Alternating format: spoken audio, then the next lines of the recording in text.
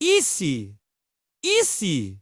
E se existisse uma Liga da Justiça só de monstros? Imagine só, um time de criaturas da noite, lendas do terror, se unindo não para assustar, mas para salvar a humanidade. E se essa equipe fosse formada pelos maiores ícones que conhecemos? Sim, estamos falando do Drácula, o príncipe das trevas, do monstro de Frankenstein, uma força da natureza, do Dr. Jekyll e seu alter ego, selvagem, o Sr. Hyde, e do lobisomem, a fúria da lua cheia. E se o destino do nosso planeta estivesse nas mãos deles? A história começa numa noite escura e tempestuosa, como sempre. Mas a ameaça não vinha das sombras da Terra, e sim do abismo do espaço. Naves colossais, com um design biomecânico assustador, rasgaram os céus, projetando feixes de luz verde que paralisavam cidades inteiras. No comando dessa frota invasora estava o Rei Zorgon, um déspota intergaláctico conhecido por conquistar e consumir mundos. Seus soldados, criaturas insectoides com armaduras de quitina e armas de plasma, desceram em massa, subjugando exércitos com uma facilidade aterrorizante. As forças armadas da Terra eram inúteis. A tecnologia humana, por mais avançada que fosse, não era páreo. O pânico era global. A esperança estava morrendo. Mas, escondidos nos cantos esquecidos do mundo, seres de poder imenso observavam. Drácula, em seu castelo nos Cárpatos, sentiu o sangue de milhões gelar de medo, um banquete macabro que ele não podia ignorar. Frankenstein, vivendo recluso nos Alpes, viu a destruição da natureza que ele tanto amava. Em Londres, o conflito interno de Jekyll e Hyde se intensificou, pois a anarquia nas ruas alimentava a besta interior. E nas florestas da Europa Oriental, o lobisomem, em sua forma humana, viu sua matilha e seu território ameaçados por uma força que não era deste mundo. A iniciativa partiu de uma fonte inesperada. Uma antiga ordem de caçadores de monstros, os Guardiões do Crepúsculo, percebeu que a única chance da humanidade era uma aliança profana. Eles, que por séculos caçaram essas criaturas, agora precisavam recrutá-las. A primeira reunião foi, digamos, tensa. Drácula chegou como uma névoa materializando-se em sua forma aristocrática, desdenhando da ideia de lutar por gado. Frankenstein, trazido à força, era um gigante silencioso e desconfiado. Jekyll apareceu trêmulo, explicando a dualidade perigosa que carregava, enquanto Hyde rugia em sua mente. O lobisomem, capturado durante a lua cheia e agora acorrentado em sua forma humana, apenas rosnava para todos. A persuasão foi difícil. O que convenceu Drácula? A percepção de que, se a Terra fosse consumida por Zorgon, seu rebanho eterno, sua fonte de vida desapareceria, ele não estava salvando a humanidade. Estava protegendo seu território de caça. Frankenstein foi convencido pela promessa de um lugar onde ele seria finalmente deixado em paz, um santuário protegido após a guerra. Para Jekyll, era a chance de usar o poder destrutivo de Hyde para um bem maior. Talvez a única forma de redenção possível. E o lobisomem? Ele lutaria para proteger a natureza selvagem, seu lar. Assim, com motivações egoístas e relutantes, nasceu a Liga das Sombras.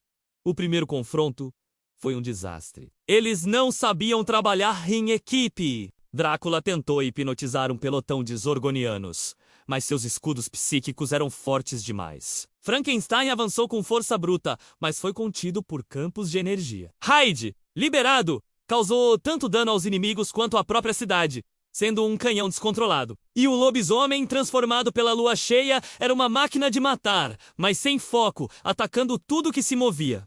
Eles recuaram, derrotados e frustrados. Foi Jekyll quem percebeu a chave. Eles não podiam lutar como heróis humanos.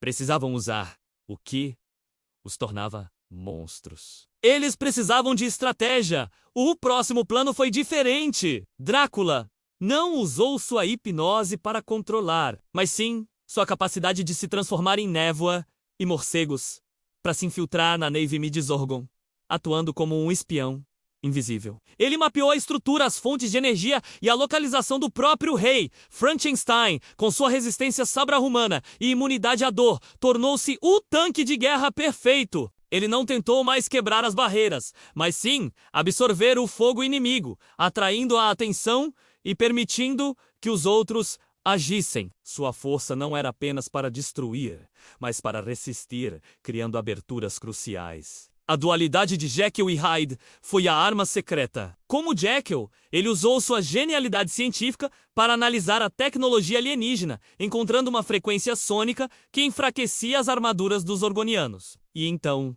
no momento certo, ele liberava Hyde.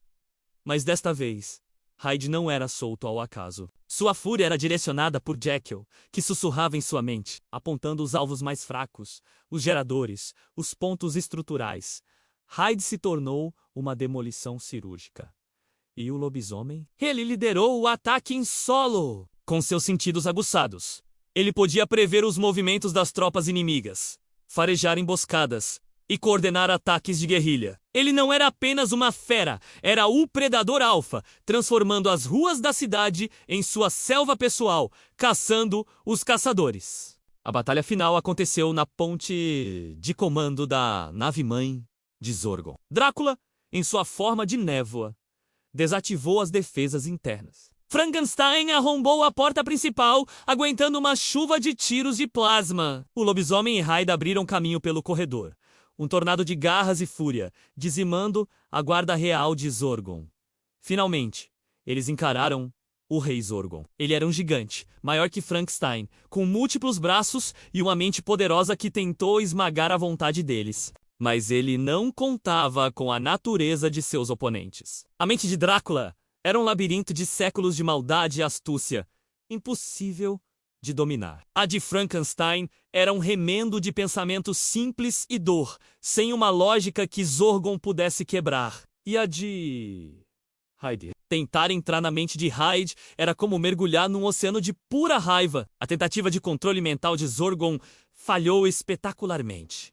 A luta foi brutal. Zorgon era forte e rápido, mas a equipe agora trabalhava em sincronia. Frankenstein segurou um de seus braços, recebendo golpes que derrubariam um prédio. O lobisomem saltou em suas costas, rasgando sua armadura. Hyde, rindo maniacamente, quebrou as pernas do rei alienígena, e o golpe final veio de Drácula. Ele usou suas presas para perfurar a jugular do pescoço exposto de Zorgon, injetando não um veneno, mas sua própria essência vampírica, uma maldição que a biologia alienígena não conseguiu combater. O rei Zorgon gritou, seu corpo se convulsionando e se desintegrando em pó. Com a morte de seu rei, o exército zorgoniano entrou em colapso. As naves recuaram em desordem, fugindo para o vazio do espaço. A Terra estava salva. Na ponte de comando destruída, os 4 monstros se encararam. Não havia celebração, nem abraços. Apenas um silêncio pesado. Eles venceram. Mas o mundo, agora, sabia de sua existência. Eles não eram mais apenas lendas contadas ao redor de uma fogueira. Eram os salvadores improváveis da humanidade. Mas seriam vistos como heróis ou como a próxima ameaça a ser caçada? Eles voltaram para as sombras.